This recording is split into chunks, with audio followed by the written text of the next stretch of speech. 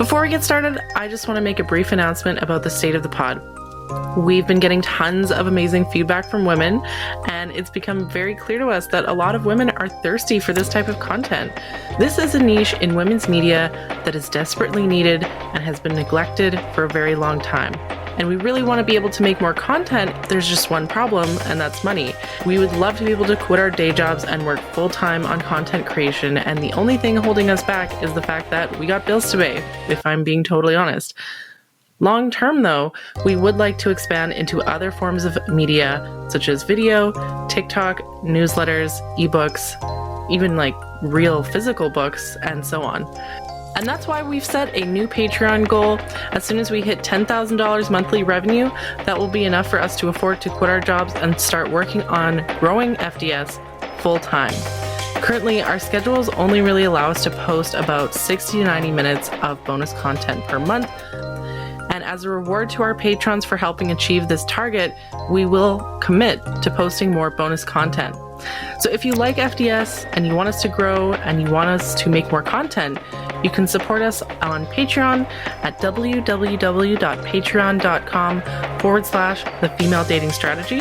And for the next 48 hours, we'll be offering a limited time offer called Lurker Mode, where you can access the bonus content at a reduced price of $5.99 per month. Thank you so much to everyone who listened and shared to help us to get to where we are now, and I'm sure this is a sign of even greater things to come. Thank you.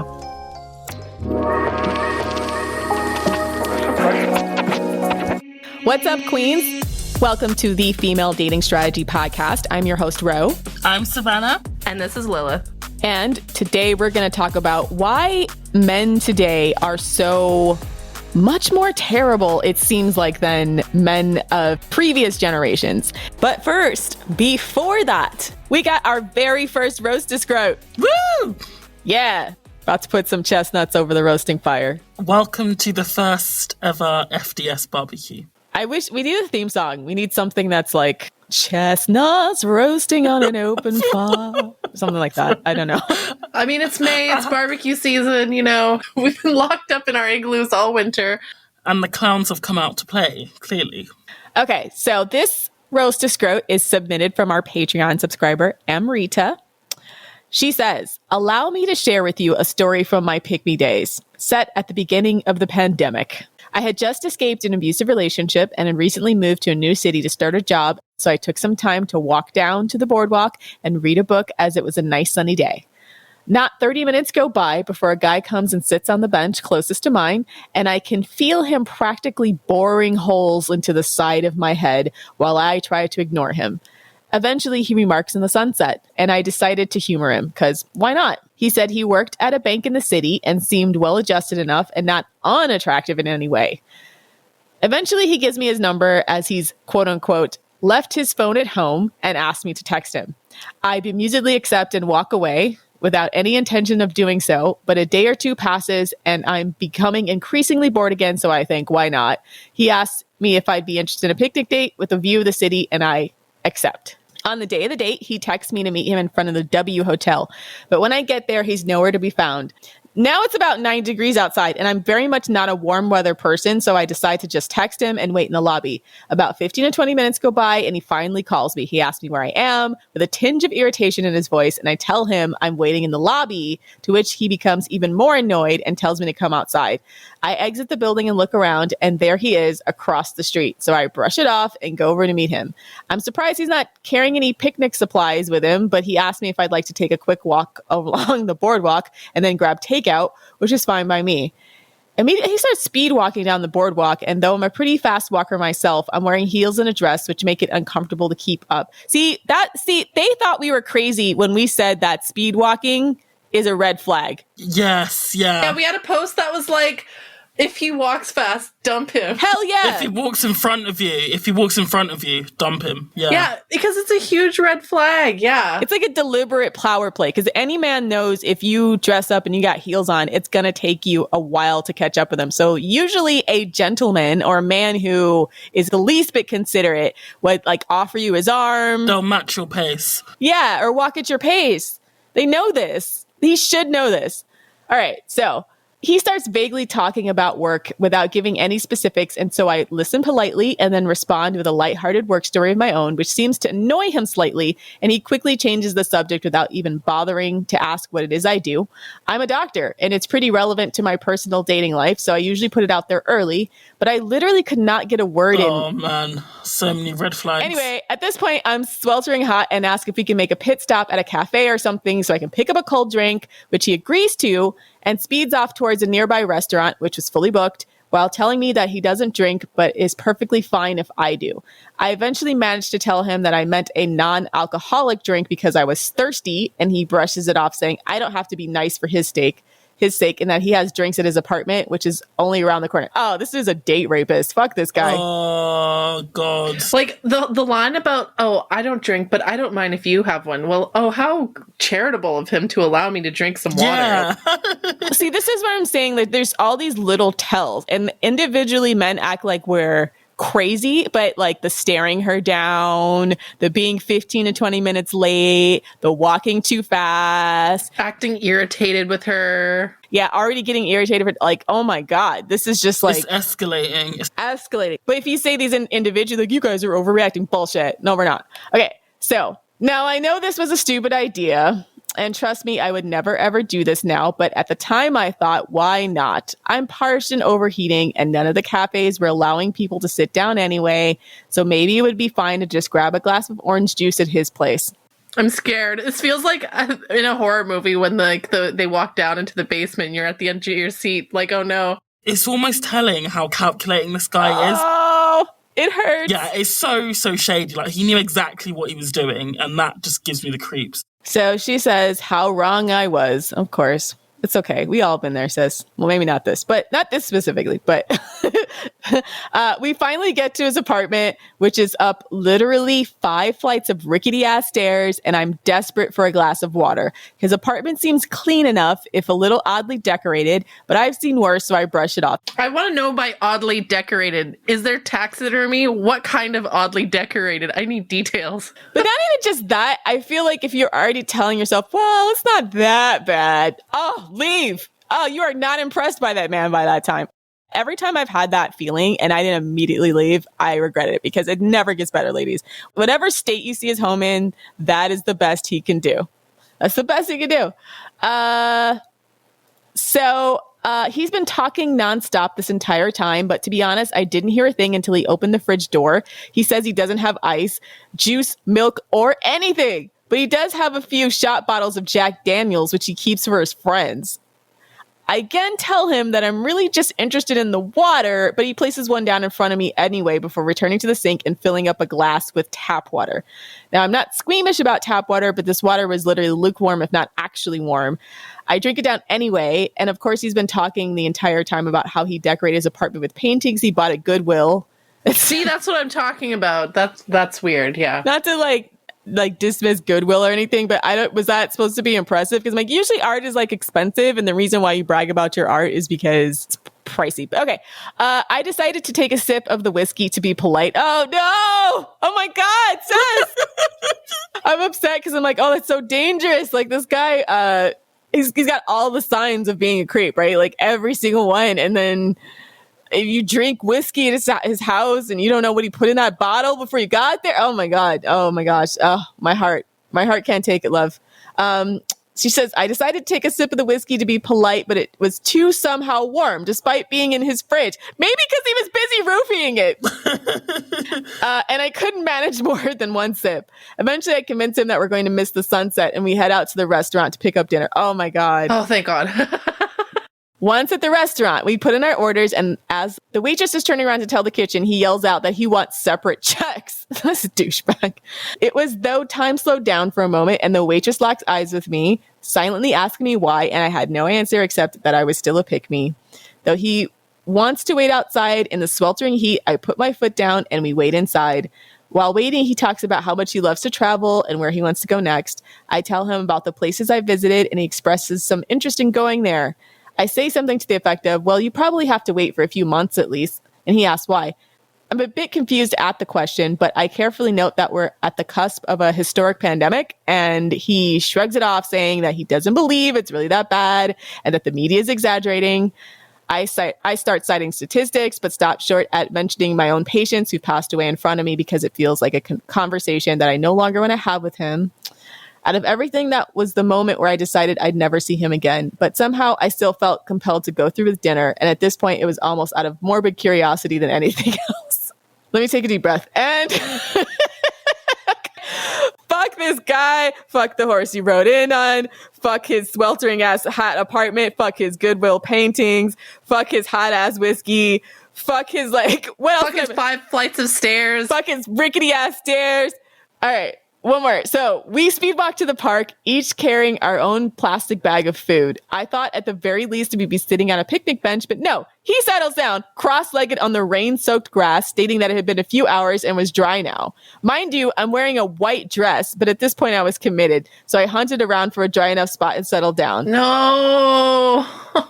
It's okay. You know what? Because this seems here's what happens if you sit down on wet grass is it'll soak through. It'll make you look like you shit your pants if you're wearing a white dress. Ask me how I know. So inconsiderate of him. What a scrote. Anyway, continue. This picnic was spent with me stuffing myself with dinner as quickly as possible while he waxed poetic about the way the light reflected off the buildings across the water. Oh, this guy is so full of shit. This is so bad. He's trying to set the mood. This loser. Okay. I had taken a few architecture classes in college, so I remarked here and there about the styles of the buildings he was pointing out. But this very obviously annoyed him, and he ignored my input completely. Because you're messing up his monologue. He has a whole, this is his whole spiel. He practiced this shit. It's supposed to seduce you. He sounds like a narcissist, and he's just annoyed that she's not following the script. Yeah. Yes, narcissist, 100%. 100%. Eventually, I was left longingly staring at the cute guy playing soccer with a few of the children at the park while my date amused himself with the sound of his own voice until I got a word in and headed home. At the time, I was not a big proponent of blocking or ghosting because I thought it was mean. I know better now. I thought he'd get the hint when I told him I was busy the first time or the second time or the third or even the fourth, but eventually I decided to break it to him kindly and let him know we weren't a good match. He instantly started sending me a bunch of vile messages calling me a gold digger because he paid for an airplane shot of JT. Okay. Oh, God. Okay. I was actually a bit relieved at this and let him know exactly what I thought of him as well before blocking him forever. Luckily, I didn't lose anything more than an afternoon, but I certainly learned my lesson. Sorry for the long story. I really didn't know how to cut it down. And thank you, ladies, for everything you do. I know I speak for more than myself when I say you're literally lifesavers. I was dumb as hell. Don't be me. It's okay. I feel like this makes me want to tell a bunch of stories about my really bad dates because, oh man, do I ever have... Yeah, we've had things like this, so... This really took place over one afternoon. I felt like it was multiple dates with the amount of bullshit. That's a lot of bollocks to cram in one day. He took her to so many locations. Yeah. Without paying for shit. And none of them were good. Gosh, sis, wow. So he speed walked down the boardwalk and then he took her to his place to have a sip of warm whiskey. But no, first he takes her to the W Hotel and then doesn't take her to the W Hotel. Tells her to meet him there so they can take her somewhere else to his ratchet ass apartment. That is peak scrote audacity. It's yeah, meet me at this hotel and then not actually take her to the hotel. Right? That's the ultimate example of a guy who's poor but who wants to seem like he's rich. Yeah, and the whole thing that was crazy to me was what he didn't even pay for her dinner and he's already talking about gold diggers. Excuse me. It's he purposely... So this is one of those guys that's pathologically cheap. He might not even really be broke, but the fact that he was bragging about his Goodwill stuff is he's trying to test her boundaries to see if she gonna freak out because it's not expensive. It's he's the whole time he's testing her boundaries around trying to make her feel bad for asking for basic courtesy. Oh my God. I hate that. He probably gets his mom to shave his head or whatever because he's too broke to go to an actual barber, stuff like that. Yeah. And you just know he has that weird 5 o'clock shadow beard that doesn't completely grow in all the way, but his face is all red all the time because all he does is have Jack Daniels in his house. Because if he doesn't have water, this is a guy who subsists on Jack Daniels. Yeah, he doesn't have water, but he has freaking Jack Daniels. Like, oh my God. That's so predatory, though. Like, just having alcohol in your house just to offer your guests, especially female guests. So predatory. I almost had a date like that with once where I was going to meet a guy and he just decided to, like, I guess he was shit testing me because he canceled last minute. And then I was like, it was literally like half an hour before the date. So I'm already made up and everything. And he's like, oh, I'm not feeling well. So how about you just come to my place instead and we can drink some whiskey? And I was like, hell no. Even when I was a pick-me, in my deepest, darkest pick-me days, even that was like, no for me. And if he's not feeling well, why is he drinking alcohol? Right, yeah. I don't know what this guy is. Yeah.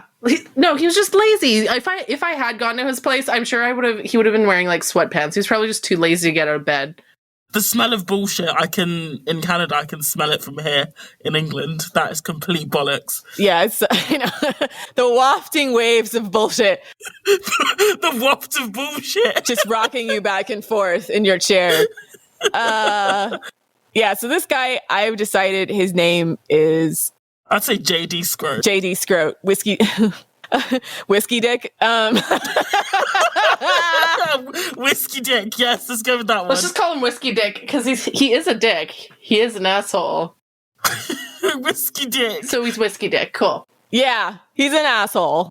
And he's emanating that small dick energy as well. Cheap ass, bottom barrel, like low shelf house whiskey dick. The fact that he got annoyed whenever she spoke, I've noticed that with some guys where it's like they literally just fucking hate women and they hate when women speak, but they still have to, like, they force themselves to go through the motions of what they think they have to do in order to get sex. So yeah, fuck that guy. I hate him. Anyways. Yeah, so fuck this guy with a rusty wire.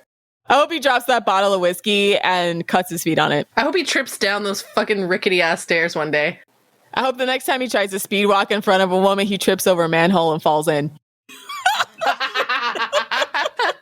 All right. Thank you, Amrita, for this story. That's our first Roast-A-Scrote. Yeah! And if you would like to submit your own Roast-A-Scrote, please visit our Patreon at patreon.com/The Female Dating Strategy and sign up for one of our tiers that offers a raffle ticket to enter your very own Roast-A-Scrote, Nasis, or Queen Shit story, which we'll read aloud and will commiserate with you or absolutely flame broil the guy like we did in this last segment. Yay! Yay! All right, that's all I want to do. Okay, so let's transition to our main topic for today. There's just so much in our culture that's happened in the past 10, 20, 30 years or so that I think is contributing to a lot of our dating problems. So we're going to dissect that today.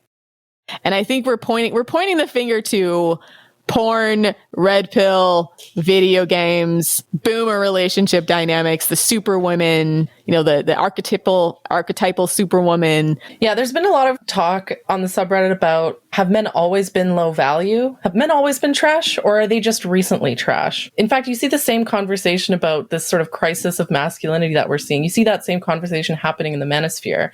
And they tend to blame feminism because a lot of these negative qualities that men are showing nowadays started to pop up around the time that feminism started to happen. So obviously, feminism is an easy scapegoat and we should all put women back in the kitchen and problem solved, right? Wrong.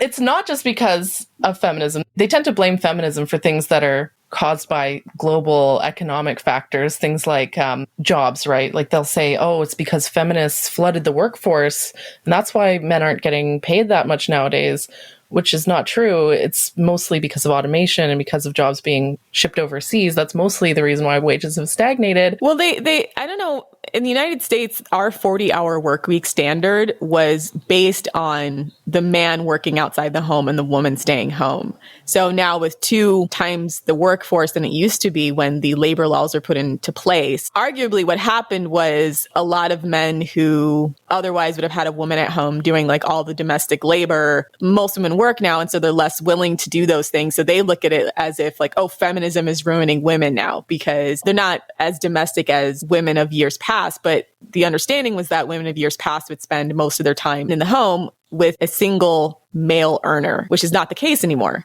I reject this I guess if you call it a thesis, that feminism is the cause of all of the world's woes, because women in this system of one man earning an income, it didn't work out for a lot of women. A lot of women ended up financially dependent and, were abused or couldn't escape their abuser. And if you were lucky enough to marry a good man, then, that could work out for you. But if you were unlucky, then you had no recourse.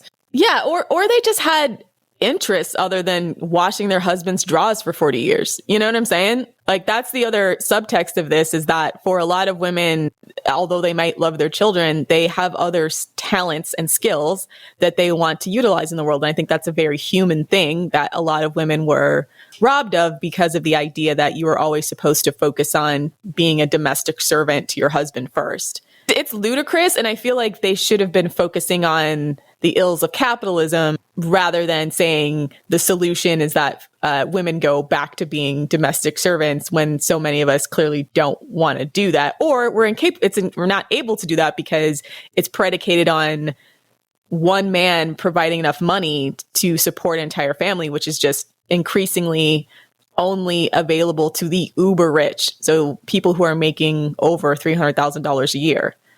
Yeah. The solution is not to send women back to the kitchen, boys. We ain't going. Sorry, the red pill. We're not going back into the kitchen. Like, that ship has sailed. You're going to have to drag somebody back there. Yeah. So my interpretation of this, feminism ruined relationships or feminism ruined dating or whatever, it's not that feminism ruined it. It's just that men have refused to adapt to the reality of feminism. Men love to blame feminism for ruining society when in fact, it's just because men don't want to do chores. That's it. Literally all of Western society collapsing because men don't want to do the fucking dishes. One of the biggest causes for why men are low value nowadays is because of what I call boomer relationship dynamics, where you have a man and a woman, they both work. The boomer generation was the first generation where women were out in the workforce, maximizing their potential in full force. And then you got the whole ladies, you can have it all. Working full-time and cooking and cleaning. Yeah, superwoman, basically. The career mom, Wonder Woman, immune to sleep deprivation, only sleeps 3 hours a night, working 18-hour days every single day. And fuck that. I feel like so many kids growing up watching that dynamic, men of our generation, millennial generation, watch that and they go, as a man, all I have to do is work and that's it. And I don't have to contribute to the house. And then as a woman, growing up in that dynamic, you look at that and you think, I have to do everything. I have to manage my time perfectly. I have to cook and clean and work and do everything. And so that's how you end up with the low value man pick-me-sha dynamic. And I was even seeing on Twitter, because that's not just within the parent, sometimes that's within the sibling dynamic as well. So a lot of times the eldest daughter takes on that role in the family towards the other siblings. Parentified, yeah. Right. Very, very parentified. It's not entirely clear to me how that became the preferred method for women to operate in order to prove they were feminist or progressive or capable. It almost seems like men just negged them to death about how they weren't able to do anything and that women were worthless and useless. And so their response was to become superwomen to prove that they could do it all. But they're proving it to guys who were low value scrotes to begin with. So then they almost just got manipulated or tricked into taking on way more of the burden than they needed to in order to gain what they thought was or in order to do something they thought would gain them respect. That's exactly it. Women would do this because they thought that it would earn the respect in men's eyes. And if anything, it's been the opposite. Men actually seem to respect women even less when we can do it all. It's almost like the role of the woman has evolved, whereas the role of the man has regressed. Because even in some circles, even if you say you want a guy with a decent job, you're now a gold digger. That's how much we've regressed in this relationship dynamic, that even wanting a guy with a job now is enough to get you. I think, was it Gwen Guthrie wrote that song?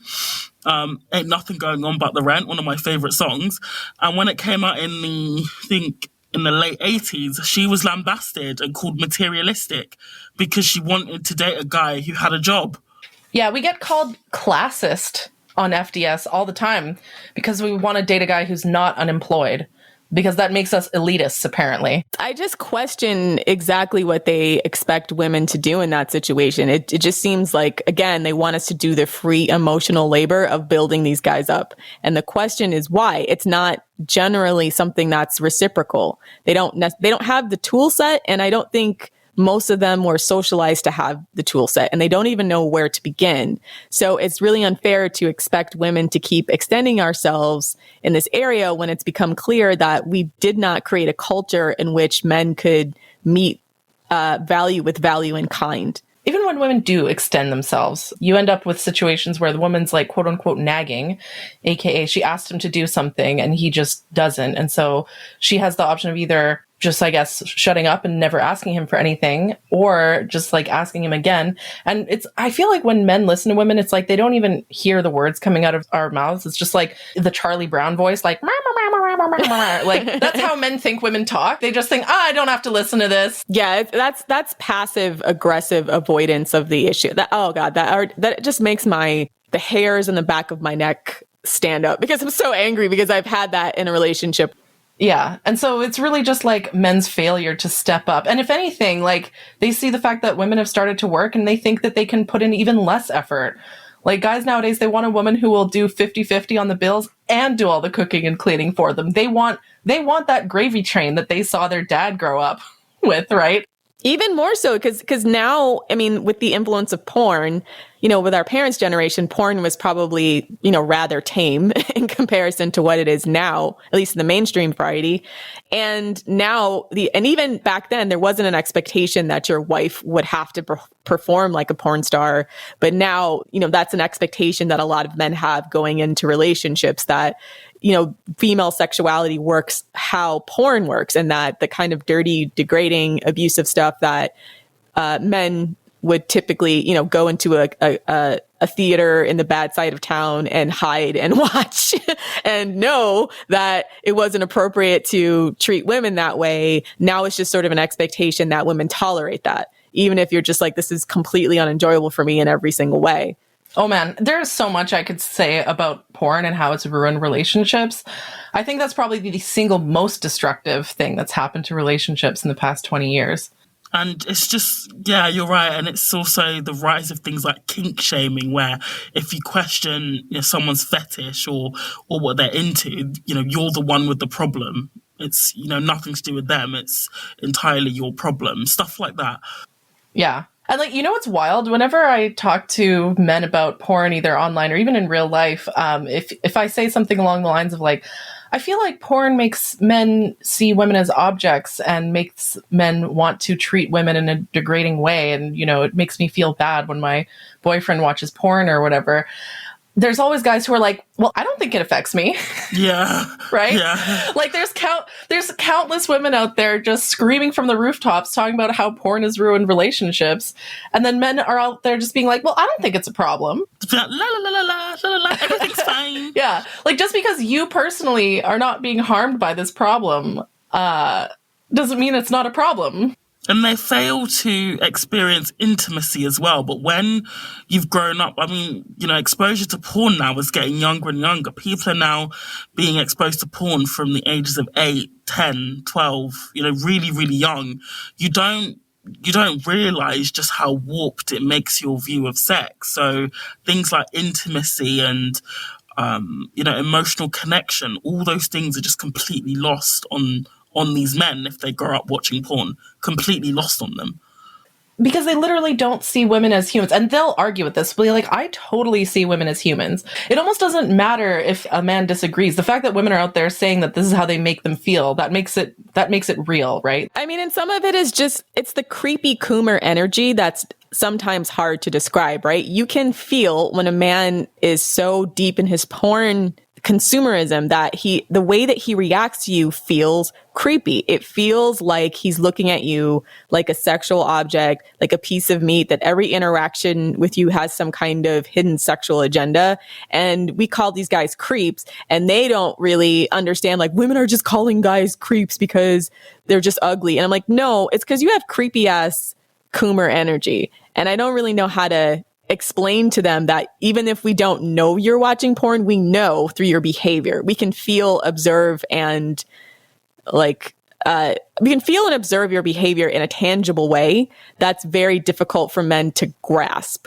Yeah. You know how people used to say that if you masturbated too much, you'd grow hairy palms? You remember that? Yeah. So obviously that's a myth, right? You don't literally grow hairy palms when you masturbate. But I feel like that's one of those things that they would tell men so that they would know that, like, oh, if you masturbate too much or watch a bunch of porn, like it's going to come through in your energy and like people will know, right? And people will judge you. Yeah, exactly. So I just want all the men out there who watch porn every day, I just want you to know that every single woman around you knows, and it's creepy. Yeah. They have they look at you weird, the way they can't always look you fully in the eye, and it's just so weirdly sexual for no reason, all the time. And the way they're so quick to bring up sex as well, it's it's just so weird. Yeah, I haven't liked that with dating apps, especially because they'll literally write why you fit their physical qualifications, and it will just sound like their search results in Pornhub, right? A lot of times the way that they come on to women is very much how they would objectify a woman in porn. You fit my porn category. You fit my porn preferences, and that's why I like you. That's not a compliment, okay? And especially women of color as well on dating. I mean, this could be a whole other episode. We get that a lot. One of the first things guys will say to me is, "Oh, I've never been with a black chick before." I'm just like, okay. I don't really know what to say to that, because it's you're instantly fetishized straight away. You know what's wild is porn people, people who are pro porn will say people of the porn. I'm just going to call them porn people, men and women who love porn. They will say things like, they try to argue that porn is progressive because it doesn't discriminate racially. There are black women in porn, there are Asian women in porn, there are Latinas in porn. And I'm like, have you seen these fucking titles? Spicy Latino, submissive Asian woman. That's not fucking progressive. I just feel like there's this massive disconnect from what porn is to what the mainstream media says it is. But a lot of times when they're talking about porn, they have this sort of tongue-in-cheek, cutesy attitude about it. It's almost like they stopped watching porn in the 1970s, right? I'm like, have you seen what porn is today? There's nothing cute about this. There's nothing funny about this. Porn today is very, very explicitly abusive and incestuous and pedophilic in a lot of ways, and obviously racist. So when they're talking about porn as a genre, they seem to it seems like they're focusing on the very, very vanilla stuff of years past and have no idea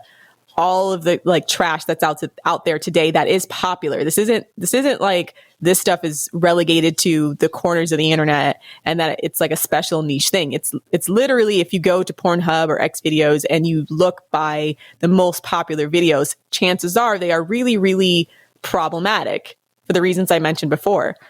Men will straight up lie to your face and be like, most men don't watch abusive porn. Oh my gosh. It's such a ridiculous statement because either you don't think it's abusive to slap women or choke women or come on their face or whatever. Either you look at that and think that's totally fine and not abusive at all, or you're just lying. You know that those things are abusive and you're just straight up lying, because what you see in most porn, stuff that's industry standard in most porn, is degrading. They have to trick these women into doing this, and that's been there's been several porn stars who've come out and said that, in addition to stuff like Girls Do Porn that got sued by women who were coerced or tricked into doing things under the guise that they were only going to do one thing, and then they get on the set and they do something else. So they don't even get consent beforehand for a lot of these things. And then they force these women to consent later by saying, oh, if you don't consent, you don't get paid. You have to sign off on this release form. But then they don't know. I think one woman was talking about how in a porn video, she got picked up and her head got put in a toilet. She didn't know they were going to do that. They do stuff like that to these women who are young, don't understand their boundaries, and then say, if you don't agree to this, we're not going to pay you, right? And they already have control over the image. So there's just anything goes. And even a lot of the seasoned porn stars, I think even Lisa Ann, she's a pretty famous porn star in the MILF genre. She said that a lot of porn stars of her generation want to get out specifically because of how violent porn has gotten, just in the course of the last 10 to 15 years. So even the vets, the ones that started earlier who are still working. They're just saying it's just untenable to be subjected to that kind of violence all the time. So they keep trying to find younger and younger girls to do these things and then spring it on them and then force them to sign these release forms. And the actresses didn't even know they were going to do that. Like, they do that when they do those racist scenes as well. There's been several Black actresses and Asian actresses who have come out and said, I thought I was doing a regular shoot, and I show up and there's a guy with like a Confederate flag in the background, right? And I didn't know. It's stuff like that where they don't tell these girls that's what's going on so that they can force them into doing these things. I think it's very, very alarming that when you talk to guys about this, is they don't even seem to recognize that these violent sex acts, they don't even see them as violent. They don't even see it as abusive. They just think that that's normal. They don't see anything wrong with randomly choking out your Tinder date. And, people love to say, if it's, especially I've heard, men say in my DMs when I've written about the woes of porn, they say, well, if it's between two consenting adults, what's the problem? And, first of all, consent, we've spoken about consent before on the podcast, but I think in that scenario, when a guy is horny and he's looking for a video to beat off to, is he really fucked about consent? Has he really, Googled the actress to see if she's actually consented? No, he hasn't. He just, selects a video, watches it, closes it. He doesn't give a shit if the actress in the video has consented or not, so long as he gets, what he's looking for, which is an orgasm. So that is how they use consent in a very, very dishonest way, to make out like they're very pro-consent when actually they don't care about it at all. Because they don't check if and especially a lot of amateur porn, which is what a lot of men enjoy, there is a real risk of revenge porn in amateur porn, or women being filmed without their knowledge and it being uploaded as amateur porn. There's a lot of that on the internet, but they don't care about that. There's no such thing as fair trade porn. Right? Yeah, It's not like fair trade chocolate or anything. And it's just like when women or people try to say, oh, there's feminist porn, it's just like, if you have to put the word feminist in front of porn, then it's inherently it's inherently anti-feminist, then surely. True. That's a great point. Because if it was empowering and feminist, you wouldn't need to tack on, well, this is feminist porn, which is really niche. It would just be porn, right? If it was feminist. Right, exactly. With the so-called feminist porn that is meant to be for women, we never see a really hot guy or two really hot men just pleasuring the woman. That still never happens. Preach. That still never happens. Let's talk about Polycule Fight Club. Okay, I've been dying to talk about this on the podcast. Okay. Go for it. Okay. So those of you listening who, I challenge you to make what I consider like truly feminist porn. Okay. So for those of you who don't know, we have this one moderator called Jammies. She's like, practically like a Reddit celebrity. She had this one post saying, all you polyamorous people talking about, multiple girlfriends and one guy, the one penis policy or whatever. Here's what I want to see in polyamory. I want to have like a group of guys who are all super fit and buff, and then every night two of them fight to the death. Maybe not fight to the death, but they fight to the death. That's extreme. But they fight with each other. Then she has sex with the winner. Oh my gosh, that's what I consider empowering. That's my kink. Okay, don't kink shame me. That's feminist porn. I mean, Brad Pitt in Fight Club. I don't blame her. Yeah, because I feel like that was partially my sexual awakening. This is something that I've been wanting to talk about. Like, it is hot when two guys are fighting. Yeah, it's true. Whoever wins, I'm like, nice. And the thing is, it's not even weird to say that. It's actually completely natural, because in nature, males fight with each other all the time to impress females, okay? Mm-hmm. Like bighorn sheep, deer, like a lot of species will fight with each other to impress the females. That's what females are looking for in nature. And so if I were to say, my kink is seeing two guys fight with each other and then I fuck the winner, people probably look at me like I'm a psychopath. But that's how females experience sexuality, or a lot of females experience sexuality. I love NBA fights. Is that basketball fights with like the super tall men? Oh yeah, National Basketball Association. Oh yes, tall men, yes, the Yeah, I love hockey fights, okay? Like, so the best part of every fucking hockey game is when two guys just like, I guess they got beef and they throw the gloves off, they throw the helmets off, and they just start throwing punches and stuff. Like the NHL has cracked down on that recently, and I really don't like that. I actually think they should be going for more fights. But I think that is fucking sexy when two guys are fighting. And then whoever wins, I'm like, okay, he's a genetically superior male, and I find that sexually attractive. But that's a totally unacceptable thing to say. Meanwhile, there are tons of guys out there who talk about like, oh, I want to see two girls like oil wrestling or like mud fighting or whatever. This is a thing. True. Yeah, like it's totally normal to want to see two girls fighting. Apparently that's a Cat fight. A kink that some men have. The cat fight, yeah. You know what? I want this. I want Polycule Fight Club to be a thing. We should bring back the old ancient Greek Olympic style where they would be butt naked and all greased up, and then they would do the games that way. Oh yeah, Turkish oil wrestling. Yeah, that's that's a real sport. I'm down to see it. No, okay, I have a rant about soccer. Okay, all the soccer fans out there are going to hate me, but I think soccer is a sport for fucking pussies. And for the Europeans, by the way, soccer is football. Soccer? I guess it was my turn to get dunked on. Yeah, no, what...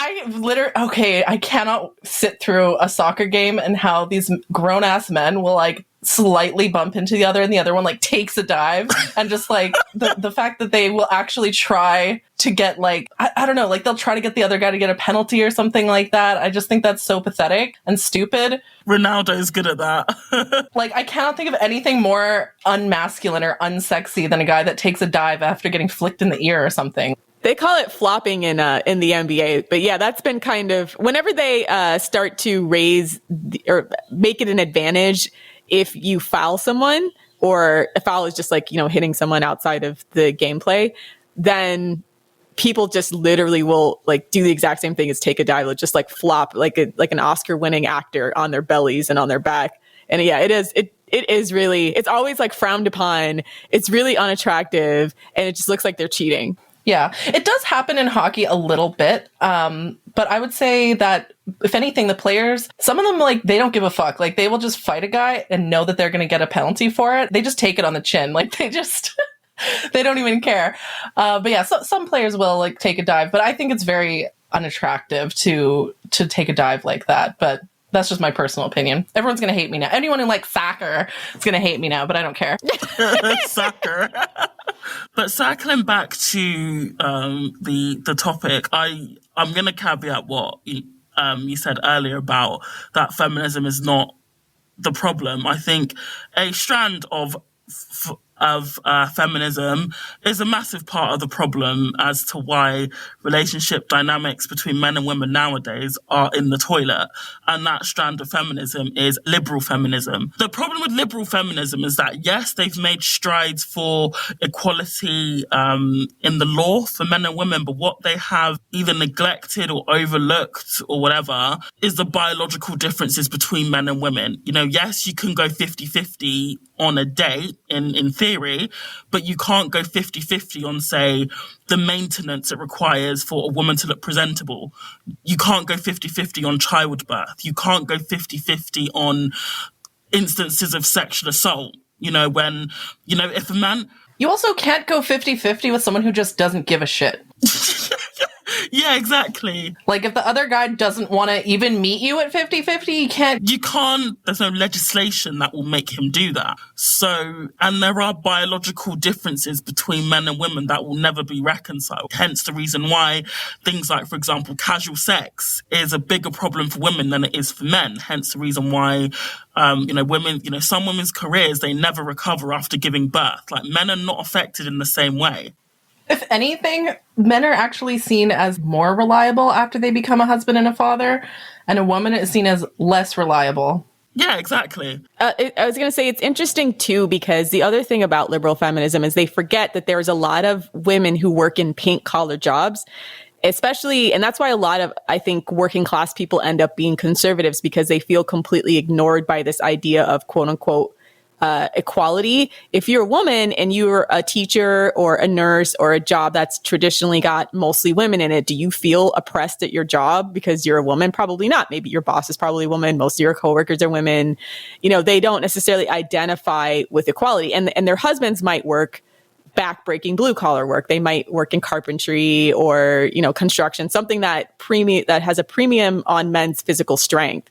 So trying to tell them, so getting them to care whether or not, I don't know, Hillary Clinton per se gets to be president, or any woman who works in a white-collar job on a coastal city is getting the corner office, and that's quote unquote equality. It doesn't necessarily translate to women who don't work in those kinds of environments. And they're like, we need more tangible things I can see in my workplace, and not just female faces in these, you know, gender neutral jobs per se. Yeah. But before we go ahead, because Savannah, you had more to say about liberal feminism. I just want to like quickly define terms, because a lot of people don't understand what we mean when we talk about liberal feminism versus, say, radical feminism. Just a brief sort of history of feminism. Basically, in the 60s, 70s, and 80s, there was a sort of schism in the feminist movement between radical feminists and liberal feminists. Radical feminists believe in a massive restructuring of the world, and that you have to sort of like, the whole system basically is like fucked up and you got to like change the whole system.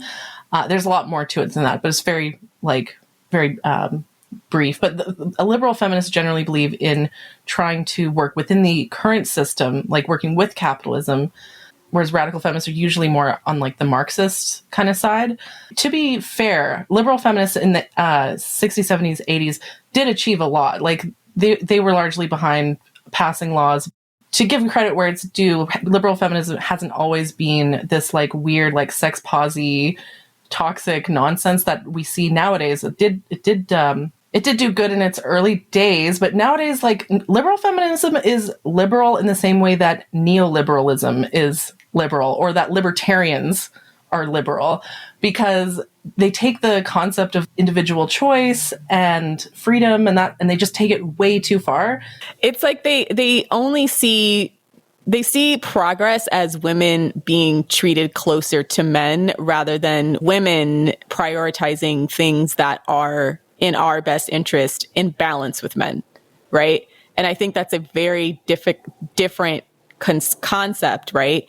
And I think where they differ from radical feminism is radical feminism understands women as a sex class, meaning we are a class and a group of people that have specific needs that we should prioritize. But that was, you know, deemed too radical, and you're trying to restructure society, and they would call them feminazis, basically saying that women like that, who think that women as a class should be accommodated in accordance to our needs as part of the human experience, given the fact that we are the majority of the population and we're responsible for creating all of the population, should have that be front and center whenever we make decisions. But obviously, that's not necessarily compatible with capitalism, right? Because capitalism is always going to prioritize exploitable labor. So liberal feminism became more preferred in capitalist systems. And also, just a quick word on branding, sorry, but people think radical equals bad, extremist. Oh, you want to blow shit up. People think radical automatically means bad. Radical feminism is only referring to a restructuring of society. That's what we are referring to when we use that. Liberal feminism, you know, people think, oh, but liberalism is good. And yeah, like a lot of underlying principles of liberalism are good. Like the ideas of anti-coercion and freedom and equality and all that stuff. Those are all good ideas. What we're seeing nowadays is that it's taking it too far, and it's failing to address some of the structural issues that are associated with patriarchy. Here's the thing, though, and here's something that liberal feminists fail to understand, is that feminism, by definition, is exclusionary. If everything is feminist, then nothing is feminist. It can't be this whole, if I choose to do it as a woman, then it's feminist. No, that's horseshit. That's not, you know, as a woman, you know, we can do things that are not in our best interests, either individually and as a class as well. You hear this like male gaslighting about feminism. They'll be like, oh, FDS aren't real feminists because they don't believe in equality. They believe in female supremacy, and like feminism is about equality, and therefore you're not a real feminist. And it's like, no, guess what? Feminism is for females. Okay. It's not for men either. I think they actually did an experiment. This was in the UK, and it was to do with racism. And essentially, they had like children of like color pretend to be the oppressors in quotation marks for a day. And it turned out that the children of color didn't treat the white children anywhere near as badly as the white oppressors in quotation marks had treated them. So even if, say, there was a matriarchy, I still don't think women would treat like men anywhere near as badly as they've treated us. Oh, 100%. Yeah. A while back, there was a guy who developed a computer program to quote unquote prove that FDS are female supremacists. Men tend to assume the worst. Like, they think that if women were in charge, that we're going to start treating men the way that they've been treating us, or the way that men wish that they could treat us. Because I get DMs on Reddit all the time from guys talking about how they want to put women in concentration camps and use women for like breeding farms and like forcibly impregnate us and stuff. Like, that's what guys fucking fantasize about when men fantasize about male supremacy. The one thing I've noticed with a lot of these weird male misogynist extremists is they are counting down the days till they have sex bots and artificial wombs, and then they'll have no use for women then. And I'm like, you know how much easier it would be to replicate sperm than it is to create an entire functioning womb system and then raise a child from infancy to 18 years old. We will have the technology to replace you before we will have the technology to replace women. Easily. And most men wouldn't be able to afford the technology anyway. If it did exist, they'd be priced out of it. It kills me, though, that they assume that women won't do that before men develop the technology to get rid of us. And so they're banking on the fact that we don't treat them like they would treat us. The other thing is that I find it funny that they think that we are afraid of that like they'll say it with a smug sneer, like, oh, we're going to replace you with like sex robots. Like, like, I don't have a problem with that. Like, I would love a world in which we could put like all of the shitty low value men in a room with their fucking VR headsets and pocket pussies where they can go off and like masturbate all day and not shoot up malls and stuff like that. Like, I actually think that would be a better solution to male violence. Put them in their own room with their feeding tube like a little hamster. And but anyways, back to the original topic, which is why are men trash. We talked about, sorry, Savannah, I don't think you finished your point. I'm sorry, I kept interrupting you. Apologize. But did you have anything more to say about? On liberal feminism, it's essentially lowered the barrier for men in terms of access to women, especially if women are now earning their own money, if we're now more independent. It's almost like women are bringing more to the table, whereas as I've briefly touched on before, the expectations of men have regressed, and so then we're at this stage where women are automatically bringing more, have more to offer in a relationship than your average man. They always lament that women today don't cook as much. And I'm like, first of all, most of us just don't have as much time. But when's the last time you saw a guy build a shelf from scratch or do any of the traditional qualities and hand craftsmanship that men used to be able to do that they no longer have time for either, because we all have to slave away for capitalism. But I just think that it's funny that they highlight all the ways in which women have had to abandon more traditional, quote unquote, women's activities in order to progress in a capitalist system, versus they don't recognize the way that men have done that as well. Right? They're good at playing video games now. And we can go on that. I have so much. Yeah. We're going to go fucking in on video games. But before we do that, I want to point out men don't have useful hobbies anymore. That's my other kink, is men who have useful hobbies. No, hell no. Like, I'm talking about things like, woodworking or knowing how to fix a car or, I don't know, just literally fucking anything other than video games. But most guys, video games, it's their only hobby, is porn and video games. And what I have a problem with that is it's about consuming. It's very passive. Things like woodworking or mechanics or whatever, I consider these creative outlets. It's about creating something and building something, putting energy back into the world rather than taking energy out of the world.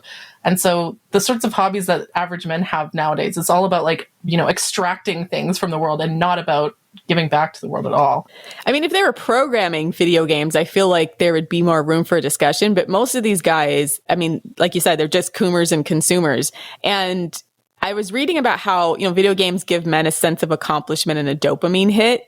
And so a lot of times it's a way for men who are not good at other things to feel like they win at something. And there's a very select few that are good enough at it to monetize it and become, you know, like PewDiePie or something like that. So then it sort of justifies itself because they think, well, there's some guys out here who are very successful at video games. So you can't say it's bad because some guys can make an income off of it. But for most of them, they're not going to be able to do that. And then secondly, they are using it for the dopamine hit of a fake accomplishment rather than a real world tangible thing that they've added value to society. And I think that is kind of, I just think that's a very dangerous loop for men to be in. It's become like the new SoundCloud rapper to me. When I see guys that are gamers, I'm like, oh, okay, so you don't have a job, right?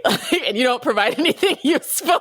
Like, yes, there will be some SoundCloud rappers that become successful, but the vast majority of them are just chasing a pipe dream. And I feel the same way about gamers. It's just like, it's a hobby, but you need to kind of, you know, unless you start picking up steam, especially by like your mid 20s, maybe there's guys that make it into their 30s, you know, and start becoming successful at this. But it's like, this is a young man's game. If you're not, you can't only focus on this and not build any other tangible skills that are going to make you marketable. Because by the time you hit 30 and you haven't made it, you're going to be out here, you know, being a mall shooter because you've wasted your time. Like the idea of being successful at video games is such a ridiculous concept. It's like successful at watching cartoons or something. It's like, unless you're one of those like esport guys that's making a lot of money. They literally make millions, though, the top ones.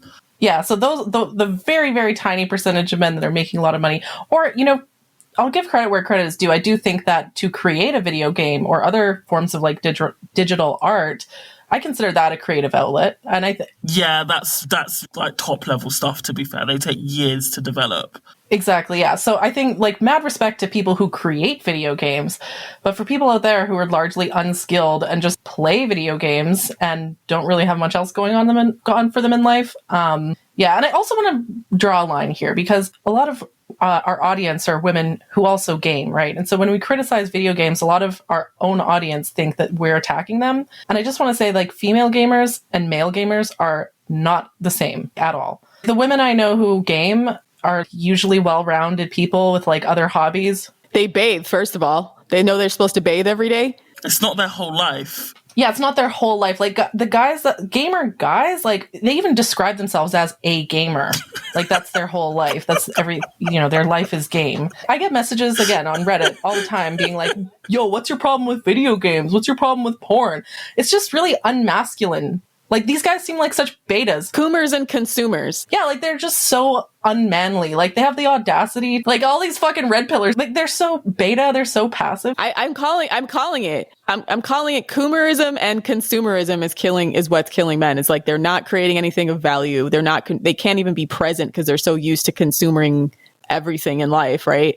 And having everything be readily available. And they have that weird, creepy Coomer stare because all they do is look at big anime titties and like gaming titties. And then, they don't know how to interact with women or the way, if they're always on the live interaction games and they have their own language and it's a lot of times very racist or it doesn't, the skills and social skills they develop within a video game culture doesn't necessarily translate outside into the real world. So again, if they don't make it as gamers, if all your humor is gamer based and then you try to go work a job and talk to regular people, they're gonna be like, bro, what are you talking about? Yeah. Like it's a massive, like, I don't know. My point being that, like, I think men who game are usually obsessive and have nothing else going on for them in life. Women who game are usually just more well-rounded and seem to have other hobbies and they don't let it take over their life. And so for any ladies listening in who, think we're judging them because you play video games, we're not. And for those of you who think it's a double standard, yes, it is a double standard because it's based on facts. Okay. Well, and women too, like women get dragged for not being like real gamers because they're not willing to sacrifice literally everything about their life to be successful at a video game. So that's why a lot of times women get perceived as fake gamers. And that's just because they're not willing to just sit in their own filth for days eating Cheetos to be good at something. Yeah, you're not as hardcore as me. And I nearly got like job fished by a gamer one time on online dating, because he was like, "Oh, by the way, I'm self-employed." And I was thinking, "Oh, cool. So like, what do you do?" And he was like, "I stream on Twitch." But I mean, I know some people can make a lot of money playing games on Twitch, but this guy was working in Lidl, which is like the US equivalent of like the dollar store. So I was like, unmatched. Well, it's a hobbyist versus a professional sports, right? Like there's guys, I mean, there's nothing wrong with playing basketball if you love basketball all day, but like you got to also build other skills because you got to feed yourself, right? If you know you're not going to make it, you're not going to make it to the NBA by the time you're like 15 now, 15, 16. And there's some exceptions to that. Like I think Steph Curry didn't even think he was going to get drafted, but obviously he's one of the best players in the NBA. But like now they're scouting the NBA and a lot of these professional sports leagues. They scout kids from the time they're in 7th and 8th grade. So it's just a matter of these guys not understanding when it's time to hang it up as a hobby, or at least scale back as a hobby and build tangible skills if you just don't got the juice to do this professionally. Gamer culture is very misogynistic. I read I listened to this podcast, and I don't know if I should plug it, but it's called Behind the Bastards. And the host, and I guess we'll link it, maybe we can get a sponsorship from them, but the host made a direct connection from gamer culture to what then became red pill culture, which I think is the next topic we wanted to go on. Because gamers, a lot of these gamers, they were using like the old pickup seduction tips and then found out it wasn't working. And the earliest forms of online forums were for gamers. So that's where a lot of these misogynist ideas started to cultivate. And then the red pill was able to harness the power of these types of guys and give them a quote unquote system, not unlike a game, to get women. So they were already groomed for the mindset that there was some kind of like, secret combination or code they could use to have cheat codes to unlock pussy. Yeah, cheat codes for women, seriously. And they were disillusioned with the old, nice quote unquote seduction. And so then when they started developing these red pill ideologies, it was based on the idea that you could, they have these catchphrases like "enjoy the decline" and it's amoral. And it was all about gaming women, hacking women so that they could be successful. Yeah, even the word like game is used in video games, but also like, he's got good game, to refer to a guy who reels in a lot of women. They literally see relationships as a game. And there was that article that said like female dating strategy turns dating into a game. We're not the ones that turned it into a game. Like, yeah, like we weren't the ones that turned it into a game. Like we were presented with a whole generation of men who already see it as a game. And now we have to come up with counter strategies to respond to that. But yeah, the next thing that we wanted to talk about was how red pill culture has infiltrated like so much of modern dating culture to the point where I just don't I just don't even see any possibility for a lot of these young men. They've just been totally indoctrinated to literally like be abusers. Like that is their objective, is to be in an abusive relationship where they're the abuser. So this is what they say. And I don't recommend spending any time in the manosphere, but since we do this now as like our primary focus in life, I've spent enough time in the manosphere to kind of learn the lingo, kind of trying to see where they're coming to their conclusions from. So it seems to me in the sex positive culture era, in their eyes, there's winners and losers. And what happened was that women only wanted to have casual sex with the most attractive men. And these men who discovered the red pill were not those guys.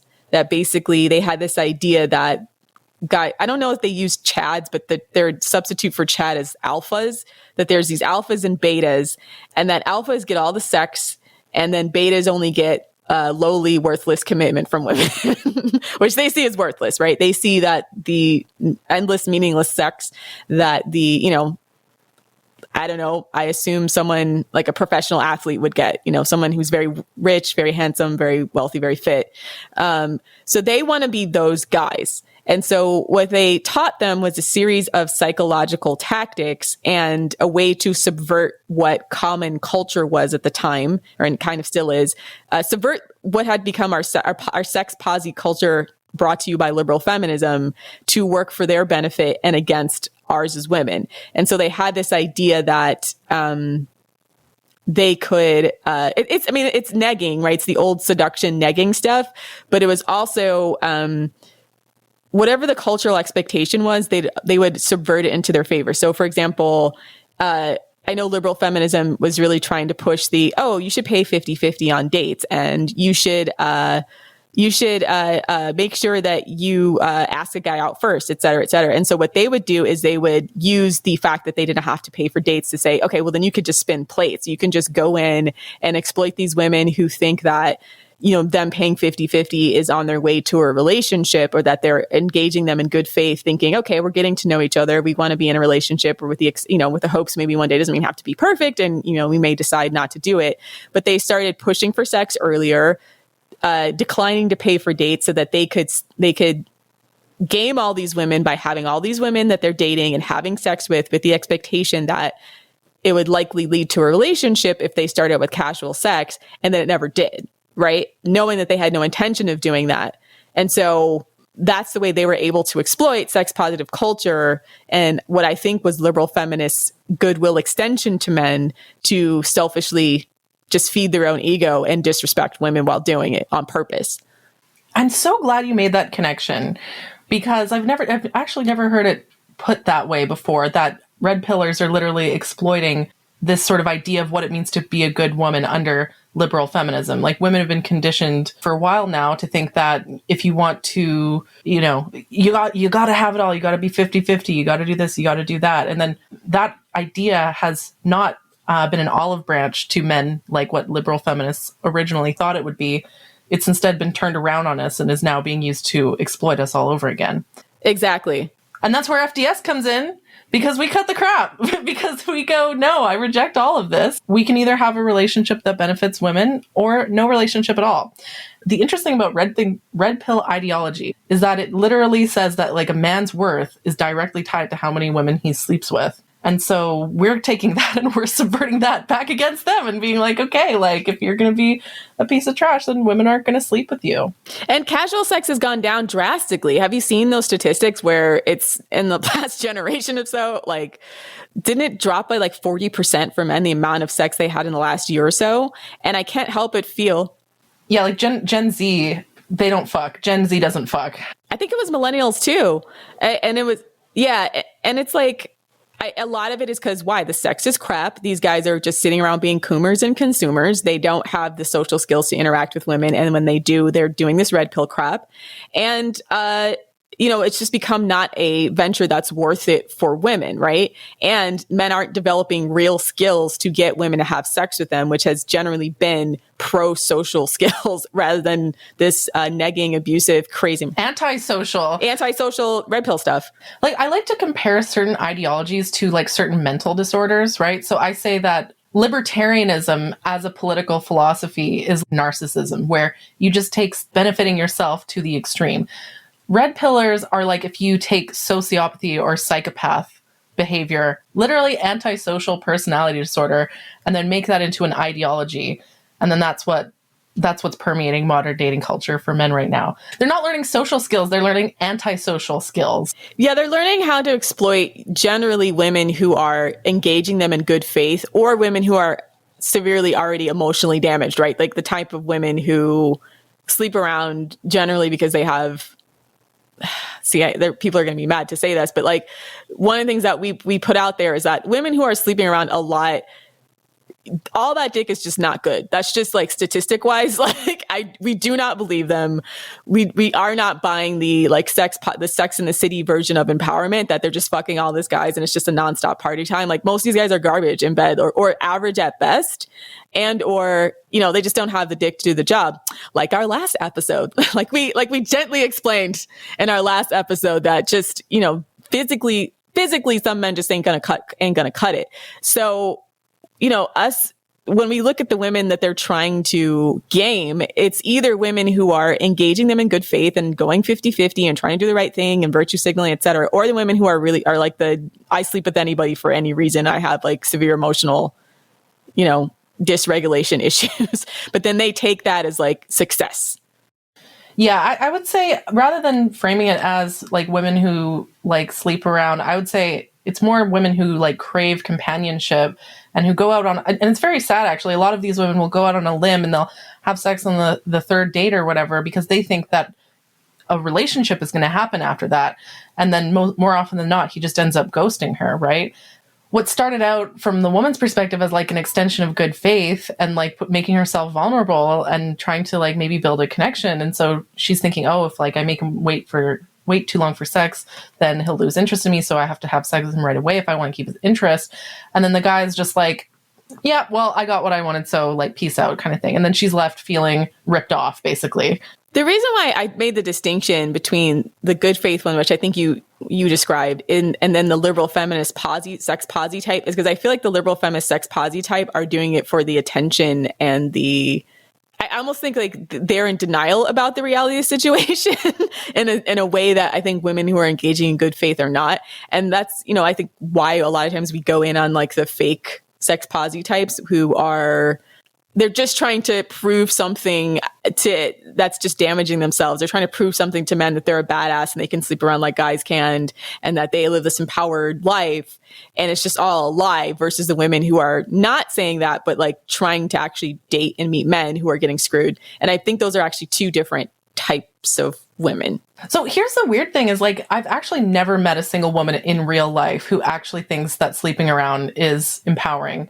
That's something I've only seen online. Like this liberal feminist, I'm such a badass because I fuck a different guy every night thing. I've actually never met a real woman like in real life.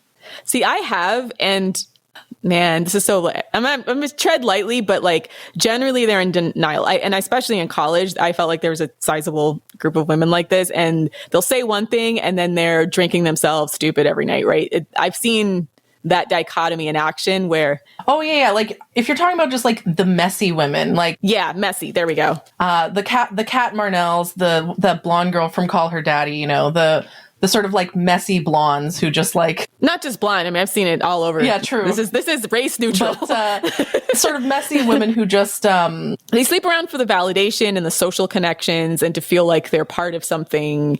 And it's an identity. They've built their identity around being sex positive. They built their identity around being sexually adventurous. So then rather than it being an expression or a part of who they are, it becomes their entire identity. The good time girl. Yeah. But even that is very sad because a lot of them are very mentally dysfunctional. Like really, like a lot of them are, yeah, like you said, they drink themselves to sleep every night. If you see them on social media, they're talking about how they don't give a fuck. But then, especially if you were dorming with them or you're friends with them long enough, you just start to see through the cracks in their bullshit where, for every guy, like they are crying over the fact that some of these guys don't call them back, even though they're all on social media, like on to the next one, men are like buses. They come every 15 minutes, and you just kind of see they've created this identity that I'll suck any dick anywhere or I'll do whatever. I'm down for whatever. I'm this. And like, I'm better than everybody else because I got it like that. And all these guys want me. It's kind of like, I don't know if you guys have Maury Povich out where you are. If they used to have these like out of control teen segments and like in hindsight, they're super problematic, but especially because most of these, like they're literal kids. They'll be like 13, 14 years old, but you just see them engaging in this like reckless, wild behavior. And they'll be like, I fucked a guy for a cheeseburger and what, and then like, and then in your head, you're like, girl, why? Like, why are you doing this? My point being that, yeah, these people do exist, but I feel like they are vastly overrepresented in media. Okay, yeah. First of all, because of how ridiculous they are. It's like their lives are a train wreck. And so they're weirdly like more morbidly entertaining to watch. But again, like it's another sort of weird grooming thing. Like all of these people are out there and, advertising this sort of idea on social media, and then it sort of trickles down to real life dating. But no, the women I know in real life who have casual sex, a lot of the times what what ended up being casual sex is because they thought that it was the beginning of a relationship and the guy just ghosted. So yeah, so it seems like it's another thing where the loudest people are the ones that are actually the minority, but they seem prominent. But they're the ones forming the narrative, yeah. Yeah, they're the ones that the media keeps giving the microphone to. And I'm like, these women are mentally fucking ill. Stop letting them write this shit. Like, they're all on drugs. They don't know what they're talking about. Like, I don't really, their lives are a train wreck. I guess they were supposed to be entertained, but like they'll prop them up as sexperts, right? They'll literally say sex expert, dating and relationship expert. And I'm like, what about this person makes them an expert except for the fact that they have no self-awareness, shame, and are willing to do whatever with anybody? And I don't think that's a sign of an expert. I just feel like that's a person. That's just a reckless person. Yeah. I mean, you wouldn't call a person that just eats nothing but chicken fingers and McDonald's all the time a food expert just because they eat a lot of shit, right? You look at someone like Martha Stewart, they're sampling the best shit, right? I want a dick connoisseur. I don't want like a dick glutton, right? That's actually such a good point. I would love to see. Yeah, I'm tired of listening to these dick gluttons, okay? These like McDonald's dick consumers, right? Yeah. I want to see more like women out there who are, dick connoisseurs, like wine tasters. I only deal with luxury dick. I want luxury dick. If there are any dick connoisseurs in the comments, please let us know. Sound off about your luxury experiences. We would love to hear them. I feel qualified after last week's episode to yeah, and all our subbies. There's some dick connoisseurs in the comments of that article. Dick connoisseurs, yeah. Yeah, but honestly, the whole red pill thing, it's one of those things where, I don't know, they've flown too close to the sun and now the wax is melting and they're coming and crashing down. Like women are, because so many red pillers are prominent social media personalities, like women are wising up and are learning these tactics, right? Like if a guy tries to neg me, I'm like, block and delete. Yeah, they're going to go out sad, and I feel bad for him because, again, this isn't the 50s and 60s where they're banking on, I'm going to be 35 and my options are really going to open up. And let's just keep it a buck. If you're attractive, you wouldn't have gone to the red pill in the first place because you would have already gotten a lot of women. And if you think you're going to substantially increase your sexual market value over a certain age to anything other than women of your age, like you're just kidding yourself. You're not Tom Brady. Let's just keep it like 100%. Even all these guys that are handsome and rich and have everything these guys wish and think they want, they're generally married to age appropriate women, right? Like they're married to probably equally attractive women, but you just are not seeing like gargoyles get super hot wives unless they're like ridiculously wealthy and powerful, like Harvey Weinstein. Literal billionaires, yeah. The rest of these guys, it's just not the way it works, even for them. So just to wrap it up and tie it back to the theme of the episode, which is why are men nowadays so low value? I guess it could be summarized as men are just as misogynistic as they've always been, if not more so. The only difference is that now they don't have any of the benefits that would normally come with the traditional, male role. They've got all of the misogyny of traditional gender roles, but none of the positive masculinity, like paying for dates or building a house or fixing your car or being a supportive father and community member and so on. And so a lot of women are just realizing that men ain't worth it. Most men nowadays just don't have anything to offer a woman. All they do is consume and take and take and take, and they don't give back. They just don't do reciprocal relationships. And so I'm glad that more and more women are starting to realize that and are realizing that there's more to life than finding a man, and that it's better to be single than to be with a low value man. Please check out our Patreon at patreon.com/The Female Dating Strategy, as well as our website at thefemaledatingstrategy.com. Thanks for listening, queens, and for all you coomers and consumers out there, die mad.